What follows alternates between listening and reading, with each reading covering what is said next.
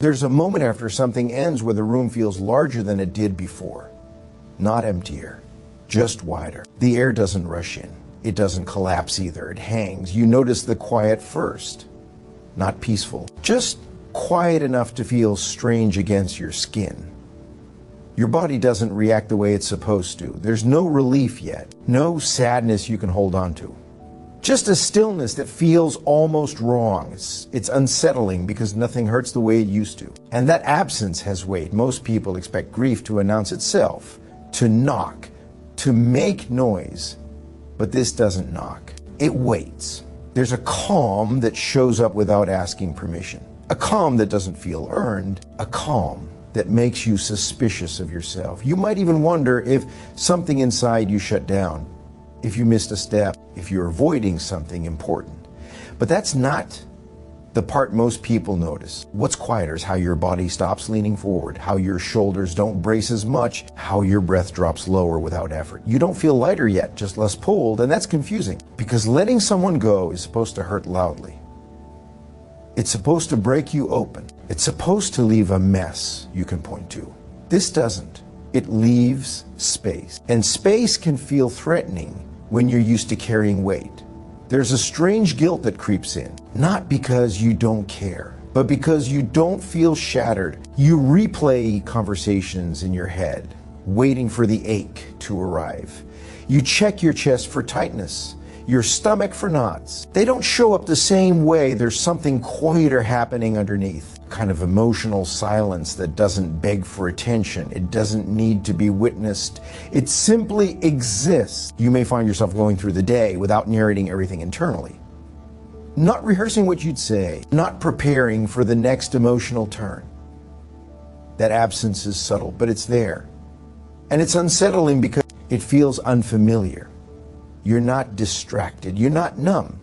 You're just not orbiting anyone anymore. But that's not how people usually talk about loss. Loss is described as sharp or heavy or consuming. This is none of those things. This is neutral in a way that feels almost too clear, and that's where it starts to change. Because the calm doesn't come from indifference. It doesn't come from coldness. It comes from something letting go inside you before you realized it was happening. Long before the ending had a name. There were moments when you felt tired for no clear reason. Moments when your patience thinned without explanation. Moments when your care felt heavier than it used to. You told yourself it was normal. You told yourself it was temporary, but something was already shifting. You didn't stop caring. You stopped overextending. That distinction matters. But it takes time to see it. At first, all you feel is the quiet, the pause, the lack of urgency. And it can feel wrong because you're used to urgency, used to being needed, used to holding emotional weight that wasn't fully yours. You may even try to recreate the feeling of connection, checking your phone more than necessary, thinking about reaching out, not because you want to return, but because stillness feels unfamiliar. There's a habit of emotional vigilance that doesn't shut off right away. You're still listening for footsteps that aren't coming. Still anticipating moods you no longer have to manage. But slowly the body catches up to the mind. The shoulders stay relaxed longer. The jaw unclenches without conscious effort. Sleep comes without replaying every interaction. But that's not the part most people notice. What they notice is that you seem calm, detached, different. They might even say you seem fine too quickly. And that can make you doubt yourself. You might wonder if you ever cared at all, if the connection meant less than you thought. But that question misses something important. The calm isn't the absence of feeling. It's the absence of strain. That realization doesn't come right away. It arrives slowly, in moments where you realize you're not explaining yourself internally anymore, not rehearsing empathy, not absorbing emotions that don't belong to you. That's when the awareness begins to surface. Not as a conclusion, but as a quiet recognition. You were carrying more than you realized, not in a dramatic way, not in a way that made you feel like a martyr, just in a steady background way that became normal. You adjusted yourself to keep things smooth. You softened your reactions. You listened deeper than was required. And over time, that became the relationship. Not the words exchanged, not the memories, The emotional labor, when that ends, the nervous system notices first. It registers the absence of constant monitoring, the absence of emotional forecasting. That's the calm. It doesn't feel like joy. It feels like standing still after holding something heavy for a long time. Your arms haven't relaxed yet, but they're no longer lifting. And here's the part that usually goes unnamed. People who feel deeply often confuse intensity with connection, not because they don't know better, but because intensity is familiar. It feels like presence. It feels like meaning. So when intensity disappears, it feels like something is missing. But what's missing isn't love, it's the effort. That's why the calm feels strange. It's not dramatic enough to validate the ending. It doesn't hurt enough to justify the distance, but it's honest. This is often when the word empath starts to float into the conversation, not as an identity, but as an explanation people reach for after the fact.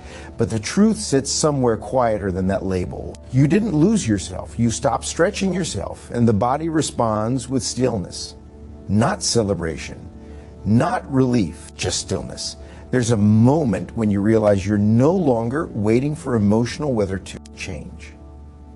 No longer adjusting your mood to match someone else's inner world. That's when the calm deepens. It doesn't ask you to be anything. It doesn't demand understanding. It simply stays.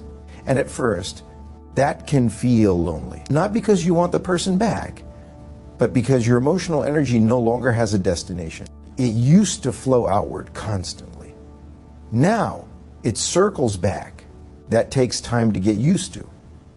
You may feel unanchored, not pulled toward anything. But that's not emptiness, it's neutrality. And neutrality can feel cold when you're used to warmth that required effort to maintain. This is where many people rush to fill the space, to distract, to replace. But even without doing anything, the calm keeps teaching.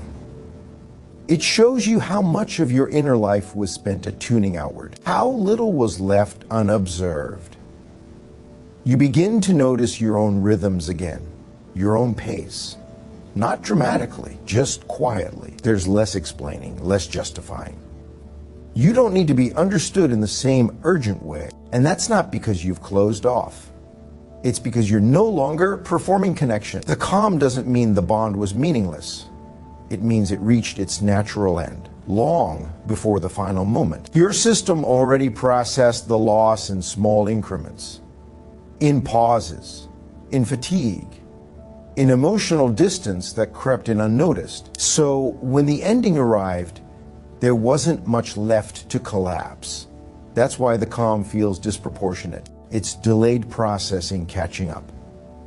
And that realization doesn't bring relief right away. It brings clarity, a quiet understanding that what you mistook for weakness was actually sensitivity overloaded. And now that the load is gone, the system recalibrates, not with fireworks, with silence. In the final stretch of this calm, something else happens. You stop questioning it. You stop waiting for the other feeling to arrive. The calm doesn't expand. It settles. You move through your days without carrying an invisible weight. You don't announce it. You don't analyze it as much. It becomes background, not a high, not a shield, just a steadier ground beneath you. And maybe that's the strangest part. Nothing needs to be fixed. Nothing needs to be explained. The calm isn't asking for permission. It's simply what remains when you're no longer holding someone else's emotional world alongside your own. And that's not something to celebrate. It's something to notice.